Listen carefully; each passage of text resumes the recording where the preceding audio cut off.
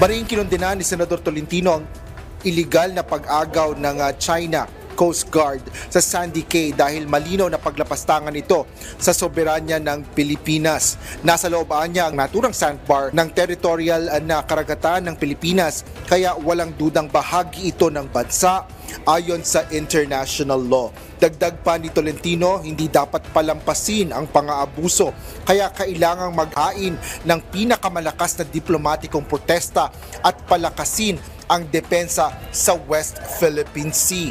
Tinawag naman na photoshoot gimmick ni Senate Deputy Minority Leader Risa Ontiveros ang larawang lumabas na nagpapakita ng watawat ng China na hawak ng 4 na Chinese Coast Guard sa Sandy Cay. Inimok ni Ontiveros ang pamahalaan na gumawa ng kaukulang aksyon upang protektahan ang teritoryo ng bansa. Gayon din ang paghahain ng diplomatic protest ng Department of Foreign Affairs at pagpapatrolya sa bahagi ng karagatan ng Philippine Coast Guard. Samantala, naistiyakin ni Senate President Pro Tempore Jinggoy Ejercito Estrada ang katotohanan sa likod ng pag-aangkin ng China sa Sandy Cay dahil ito ay banta sa soberanya at seguridad ng Pilipinas.